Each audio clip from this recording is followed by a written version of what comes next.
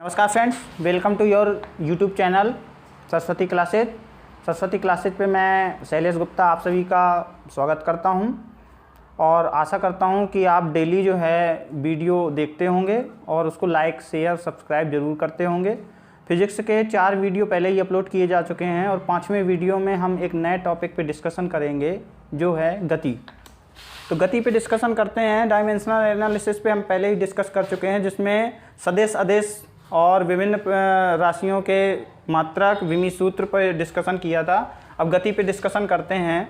तो सबसे पहले गति के टर्म्स समझते हैं कि जब भी कोई या तो आप कोई भी पार्टिकल होगा या तो वो रेस्ट पोजीशन में होगा या तो फिर काइनेटिक गति कर रहा होगा। तो रेस्ट पोजीशन में अगर कोई पार्टिकल रखा है तो हम उसमें कहेंगे कि जो u है वो 0 है, प्रारंभिक वेग उसका 0 है और अंतिम वेग भी 0 है। और यदि वो गति करने लगे तो क्या होगा कि समय के साथ उसका वेलोसिटी बढ़ेगी और समय के साथ साथ वो क्या करेगा, एक निश्चित डिस्टेंस तय करेगा। तो वहाँ पे जब गति होती है तो दूरी सम्मिलित हो जाती है, समय सम्मिलित हो जाता है, वेग सम्मिलित हो जाता है, एक्सेलरेशन सम्मिलित हो जाता है। तो इन सभी टर्म्स को और इस गति को समझने के लिए हमें कुछ क्वांटिटी को समझना पड़ेगा। जैसे दूरी क्या होती है, विस्थापन क्या होता है, चाल क्या होती है, वेग क्या होता है, त्वरण क्या होता है। तो गति में हम इन सब को समझेंगे और इससे रिलेटेड क्वेश्चंस जो हैं परीक्षा में, कॉम्पिटिटिव एग्जाम्स में हमेशा पूछे जाते हैं कि दूरी कैसी होगी, कौन सी राशि है दूरी, विस्थापन कैसी राशि है। यदि पार्टिकल पहले चला है एक स्थान से दूसरे स्थान पर और दूसरे स्थान से वो उत्तर की दिशा में मुड़कर इतनी दूरी तय करे तो उनके बीच की दूरी, प्रारंभिक और अंतिम बिंदुओं के बीच की दूरी कितनी होगी। रीजनिंग में भी कभी कभी ऐसे क्वेश्चन पूछ देता है। तो चलिए देखिए, बात करते हैं दूरी की। तो दूरी कैसी होगी कि दूरी क्या है कि जब भी कोई कण है वो गति करना प्रारंभ करता है या कोई मनुष्य है वो गति करना प्रारंभ करता है तो वो बिना डायरेक्शन को डिफाइन किए या डायरेक्शन से कोई मतलब नहीं है, वो चलता चला जाए और जितने समय में वो एक निश्चित दूरी तय करेंगे तो चली गई दूरी वो होगी बिना डायरेक्शन का उल्लेख किए। और यदि हम उसमें डायरेक्शन का उल्लेख कर देंगे तो जो हम जिस पॉइंट से चले हैं और जिस पॉइंट तक गए हैं उनके बीच की दूरी वो डिस्प्लेसमेंट बन जाएगी। तो तय किए गए मार्ग की कुल लंबाई को दूरी कहते हैं। यदि कोई मनुष्य चलना प्रारंभ करता है या कोई कण या कोई बॉडी, हम कुछ भी ले लें, वो चलना प्रारंभ करती है तो कुल मार्ग की जो इतनी लंबाई तय होती है उसको कहते हैं दूरी। तो दूरी कैसी होती है? दूरी पहली बात तो अदिश राशि होती है क्योंकि इसमें डायरेक्शन का कोई उल्लेख नहीं किया जा सकता है। यह केवल और केवल धनात्मक हो सकती है यदि गति हो रही है तो। यदि गति हो रही है तो वो केवल और केवल धनात्मक होगी, ऋणात्मक कभी भी नहीं हो सकती है। ये पेपर में बहुत पूछा जाता है कि दूरी होती है, उसमें लिखा होगा ऋणात्मक, शून्य और केवल धनात्मक तथा ऋणात्मक दोनों। तो ये बहुविकल्पी क्वेश्चन में पूछा जा सकता है। तो आपको टिक करना है केवल और केवल धनात्मक। तो दूरी केवल और केवल धनात्मक होती है, शून्य हो सकती है केवल एक पोजीशन पे। उसके लिए केवल एक कंडीशन है, केवल विराम अवस्था में अगर वस्तु है तो केवल दूरी शून्य होगी, क्योंकि वो वस्तु चलेगी ही नहीं तो उसके द्वारा तय की गई दूरी शून्य ही होगी। ठीक, यदि गति कर रही है तो केवल और केवल वो धनात्मक दूरी तय करेगी। अब बात करते हैं दूरी के बाद विस्थापन। तो विस्थापन क्या होता है? प्रारंभिक तथा अंतिम बिंदुओं के बीच की दूरी। एकांक समय में किसी भी वस्तु द्वारा एक निश्चित दिशा में तय की गई दूरी को विस्थापन कहते हैं। यहाँ पे अगर लिखना चाहें, एकांक समय में एक निश्चित दिशा में तय की गई दूरी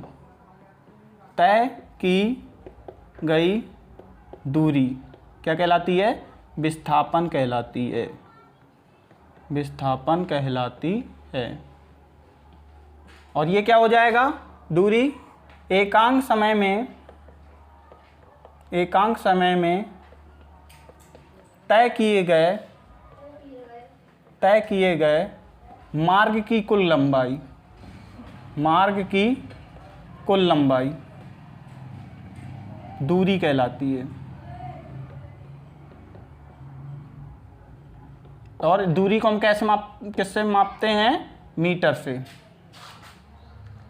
तो दूरी में हमने देखा कि यहाँ पे डायरेक्शन का उल्लेख नहीं था, तो ये हमारी क्या हो गई, अदिश राशि हो गई, और ये केवल और केवल धनात्मक होगी। विस्थापन यहाँ पे ये क्या था, विस्थापन में एक निश्चित दिशा में ये टर्म्स आ गया, तो इसमें हमने डायरेक्शन का उल्लेख कर दिया, इस वजह से विस्थापन क्या बन गई, विस्थापन बन गई सदिश राशि। इसमें हमने परिमाण भी देखा और दिशा भी देखी, इसी वजह से ये क्या बन गई, सदिश राशि। अब विस्थापन जो होता है वो धनात्मक भी हो सकता है, ऋणात्मक भी हो सकता है, जीरो भी हो सकता है। और ये कैसे हो सकता है, यदि हम क्या करें कि जैसे ये पॉइंट ले लें, ये हमारा प्रारंभिक बिंदु है, और प्रारंभिक बिंदु से जैसे कोई कण है या कोई मनुष्य ले लो, ये अगर चलना प्रारंभ करे यहाँ से, ठीक है, तो यदि ये इस पॉइंट तक गया तो ये केवल दूरी तो धनात्मक तय कर रहा है, ये प्लस एक्स डायरेक्शन, ये माइनस एक्स डायरेक्शन। लेकिन अगर ये यहाँ से वापस जो है फिर अपना जहाँ पे ये मनुष्य खड़ा था प्रारंभिक अवस्था से, जहाँ से इसने चलना प्रारंभ किया था, यदि ये यहाँ तक लौट आए तो क्या होगा कि दूरी कितनी हो जाएगी, यदि ये एक्स दूरी यहाँ तक चला और फिर वाई दूरी यहाँ तक चला, तो दूरी तो इसके द्वारा कितनी तय की जाएगी, दूरी तय की जाएगी इसके द्वारा x प्लस वाई। लेकिन आज जो इसका विस्थापन तय किया जाएगा वो विस्थापन तय किया जाएगा नेगेटिव होगा। यहाँ पे विस्थापन यहाँ से लेके यहाँ तक की डिस्टेंस हो जाएगी, और ये डिस्टेंस कितनी होगी, y माइनस एक्स।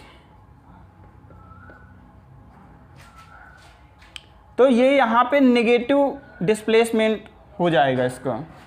तो यहाँ से विस्थापन क्या है, विस्थापन पॉजिटिव भी हो सकता है, नेगेटिव भी हो सकता है, जीरो भी हो सकता है। जीरो कब की पोजीशन में हो जाएगा, जिस बिंदु से उसने चलना प्रारंभ किया है उसी बिंदु पर यदि वापस लौट आए तो वहाँ पे विस्थापन शून्य हो जाएगा।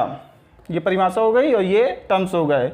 इन्हीं पे सवाल पूछे जाते हैं पेपरों में कि ये विस्थापन कैसी राशि है और विस्थापन कैसा हो सकता है। तो उसमें 4 ऑप्शन दिए होंगे, एक ऑप्शन में ये वाला होगा। अब विस्थापन के बाद हम बात करते हैं चाल पे। तो चाल क्या होती है कि अब हमने यहाँ पे एकांक समय लिया था, यदि हम एकांक समय ना लें, हमारा 5 सेकेंड 10 सेकेंड में हमने कोई एक निश्चित दूरी तय की, तो तय की गई कुल दूरी तथा कुल समय, इन दोनों का रेशियो जो होगा वो क्या कहलाएगा, वो कहलाएगा चाल, स्पीड। तो तय की गई कुल दूरी, इसमें हमें क्या है कि इसमें डायरेक्शन से हमें कोई मतलब नहीं है, वो चाहे जिस डायरेक्शन में जाए, हम पहला पॉइंट लेंगे और जहाँ से वो जिस रास्ते से गया है पूरे रास्ते की नाप अगर कर लेंगे तो कुल दूरी आ जाएगी, और कुल समय उनका अगर रेशियो करें तो हम स्पीड को फाइंड करेंगे। और स्पीड क्या है, स्पीड अदिश राशि है, क्योंकि कुल दूरी जो है वो अदिश राशि है, समय अदिश राशि होता ही है, तो अदिश बटे अदिश, अदिश आएगा। इसके बाद बात करते हैं वेग। वेग जो है वेलोसिटी, ये डिस्प्लेसमेंट पर डिपेंड करता है। क्यों? क्योंकि इसमें क्या होता है कि कुल समय में विस्थापन को जब हम उल्लेख करते हुए दूरी का गणना करते हैं तो विस्थापन बटे समय वो वेग कहलाता है। और वेग जो है, क्योंकि विस्थापन जो है वो धनात्मक, ऋणात्मक तथा जीरो 3 हो सकता है, धनात्मक भी हो सकता है, ऋणात्मक भी हो सकता है, जीरो भी हो सकता है। इसी वजह से वेग भी क्या होगा, वेग पहली बात तो सदिश राशि होगा, और वेग जो होगा वो धनात्मक हो सकता है, ऋणात्मक हो सकता है और जीरो हो सकता है। चलिए टर्म्स पे बात करते हैं, औसत चाल पे बात करते हैं। औसत चाल क्या होती है कि यदि कोई गति हो रही है तो यदि हम उस पर मध्यस्थ कोई पॉइंट ले लें और मध्यस्थ पॉइंट और प्रारंभिक बिंदुओं पर यदि हम डिस्कशन करें, फिर मध्यस्थ पॉइंट जो है अंतिम पॉइंट्स पर यदि हम डिस्कशन करें तो उनके बीच जो वेलोसिटी होगी, तो टोटल वेलोसिटी जो होगी वो औसत वेलोसिटी कहलाएगी। जैसे हम यदि इस गति पर बात करते हैं तो प्रारंभिक बिंदु तो हमारा ये है, अंतिम बिंदु हमारा ये है, तो इसमें हम क्या करते हैं कि आधी गति जो होती है, जैसे हम 2x दूरी पूरी ली है, तो इसमें यदि गति के आधी दूरी पर, पूरी गति की आधी दूरी पर यदि कोई पार्टिकल v1 वेलोसिटी से चल रहा है और उसकी आधी दूरी पर या उतनी ही दूरी पर जितनी दूरी प्रारंभिक दूरी तय कर ली उसने, उतनी ही दूरी पर फिर वो v2 वेलोसिटी से गति करने लगता है। तो यदि हम ये पूछेगा पेपर में कि पूरी यात्रा के दौरान वो कितनी वेलोसिटी से गति करता है ये ज्ञात करो, तो आप औसत वेलोसिटी ज्ञात करोगे, वहाँ पे ये सूत्र लगाओगे 2v1 v2 बटे v1 प्लस v2। इसमें यदि आप चाल बराबर दूरी बटे समय का कॉन्सेप्ट लेके अगर इसका सोल्यूशन करेंगे तो कम से कम आपको 5 या 6 मिनट लग जाएंगे। तो इससे अच्छा है कि ये वाला यदि फॉर्मूला रखेंगे, ध्यान रखेंगे, तो आप जानते हैं कि कोई भी एग्जाम्स में क्या है कि टाइम मैनेजमेंट बहुत ज़्यादा आवश्यक होता है और केवल 1 मिनट में ही उसको सॉल्व करना होता है क्वेश्चंस को मैक्सिमम। तो इसी वजह से आपको क्या है कि ये वाला फॉर्मूला आप अपने दिमाग में रखें और इस तरीके का अगर सवाल आता है तो सीधा सीधा ये फॉर्मूला अप्लाई करें और तुरंत उसका 1 मिनट में उत्तर आ जाएगा। 2v1 v2 बटे v1 प्लस v2, इतनी पूरी यात्रा के दौरान वो इतनी वेलोसिटी औसत चाल इतनी रखेगा। अब उसमें अगर दूसरी कंडीशन भी दे देता है, ये वाली कंडीशन, यहाँ तो उसने दे दिया कि पहले जितनी दूरी वो v1 से तय करता है उतनी दूरी v2 से तय करता है, तो औसत चाल ज्ञात कीजिए। यहाँ पे आपको ये दे देगा कि पूरी यात्रा में उसको जितना समय लगा था उसके आधे समय तक वो v1 वेलोसिटी से गति करता है और आधे समय तक v2 वेलोसिटी से गति करता है, तो वो कहेगा कि औसत चाल ज्ञात कीजिए। तो वहाँ पे औसत चाल आ जाएगी v1 प्लस v2 बाई 2। आप अपने दिमाग में ये चीज़ रखें, कंडीशन दो हैं, ये वाली कंडीशन में ये कंडीशन, ये कंडीशन में ये कंडीशन नहीं अप्लाई करना है, ठीक है। ये अगर आए तो ये फॉर्मूला रखना है और अगर ये कंडीशन आए तो ये सूत्र रखना है वहाँ पे। तो औसत चाल एक सूत्र ये ध्यान रखिए दिमाग में, ये वाला जो दूरी वाला कॉन्सेप्ट है और ये समय वाला जो कॉन्सेप्ट है, तो ये वाला फॉर्मूला दिमाग में रखें। एक्सीलरेशन पे बात करते हैं, बहुत इंपॉर्टेंट क्वांटिटी है एक्सीलरेशन, जिस पे गति के समीकरण जब अप्लाई करेंगे तो इसमें एक्सीलरेशन आएगा और उसमें देखना पड़ेगा कि पॉजिटिव एक्सीलरेशन है कि नेगेटिव एक्सीलरेशन है। फिर वहाँ पे पॉजिटिव और नेगेटिव के चिन्ह भी परिवर्तित हो जाते हैं। और ऊंचाई पर भी क्या होता है कि जब कोई वस्तु ऊंचाई पर फेंकी जाती है, ऊंचाई से नीचे की तरफ आती है, तब भी उसमें एक ही जगह जी हो जाता है और किस तरीके से जी में परिवर्तन होता है, जी पॉजिटिव होता है या निगेटिव होता है, वो भी देखना होता है। तो एक्सीलरेशन पे बात करते हैं। वेग परिवर्तन की दर लीनियर पे उसको एक्सीलरेशन, लीनियर पे जब हम करते हैं तो उसको एक्सीलरेशन बोलते हैं। और जब हम क्या करते हैं कि ऊपर या नीचे, पृथ्वी से ऊपर या नीचे उसका स्टडी करते हैं, तो फिर ये एक्सीलरेशन न बन के वो ग्रेविटेशनल एक्सीलरेशन बन जाता है। तो हम केवल लीनियर पे बात कर रहे हैं, लीनियर एक्सीलरेशन पे। तो ये वेग परिवर्तन की दर को हम क्या कहते हैं, वेग परिवर्तन की दर को हम कहते हैं त्वरण। और वेग परिवर्तन, तो वेग परिवर्तन आपका बढ़ भी सकता है वेग और घट भी सकता है, या तो वेग बढ़ जाए या तो घट जाए। तो वेग परिवर्तन होना चाहिए। अगर वेग परिवर्तित नहीं हो रहा है तो फिर आपका क्या हो जाएगा कि त्वरण 0 हो जाएगा। ये वेग परिवर्तित नहीं हो रहा है तो त्वरण 0 हो जाएगा। वो कंडीशन आपको यहाँ पे हमने डिस्कस कर दिया कि वस्तु एक समान वेग से यदि चल रही है, उसका वेग परिवर्तित नहीं हो रहा है, तब त्वरण कितना हो जाएगा, त्वरण हो जाएगा 0। और यदि वस्तु के वेग में बराबर समय अंतरालों में बराबर परिवर्तन हो रहा है, मतलब अगर t1 समय में उसका v1 से v2 वेग हुआ है और फिर उसका क्या हो जाएगा कि फिर t1 समय यदि बीता फिर v2 से v1 वेग हो जाए, या बराबर समय अंतरालों में उतना ही परिवर्तन हो जाए जितना प्रारंभिक अवस्था में हुआ था, तो वो एक समान एक्सीलरेशन होगा। वहाँ पे यूनिफॉर्मली एक्सीलरेशन कहा जाएगा। वो जो गति होगी वो यूनिफॉर्मली एक्सीलरेशन से होगी। ये डिस्कस कर दिया। वस्तु एक समान वेग से यदि चल रही है तब त्वरण 0 क्यों होगा, त्वरण 0, या भी ये समझ लो। a बराबर वेग परिवर्तन v2 माइनस v1 बटे t। तो v2 तो v1 के बराबर है क्योंकि एक समान वेग है, वेलोसिटी परिवर्तित हो नहीं रही है, तो इस वजह से यहाँ पे v2 माइनस, यहाँ पे हो जाएगा v1 माइनस v1, क्योंकि v2 बराबर v1 ही है, v1 माइनस v1 बटे t, तो ये 0। वेग बढ़ रहा है, अगर जैसे कोई मोटरसाइकिल चला रहा है और वो क्या करे कि मोटरसाइकिल चलाते हुए वो अपनी स्पीड को बढ़ा दे, तो वहाँ पे क्या होगा कि वहाँ पे जो एक्सीलरेशन होगा वो पॉजिटिव एक्सीलरेशन होगा।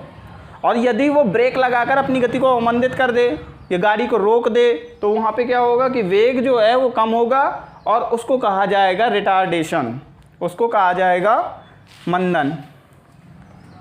तो यहाँ और ऋणात्मक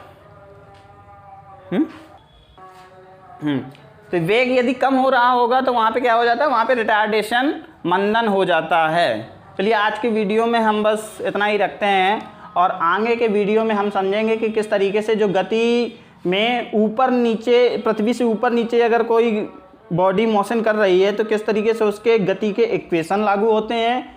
और उसमें फिर कुछ सवाल भी करेंगे कि पेपर में सवाल भी आ जाते हैं, तो उसमें हम करेंगे कि किस तरीके से उनको गति के इक्वेशन में वो टर्म्स रख के हम कोई ना कोई वैल्यू फाइंड कर लें।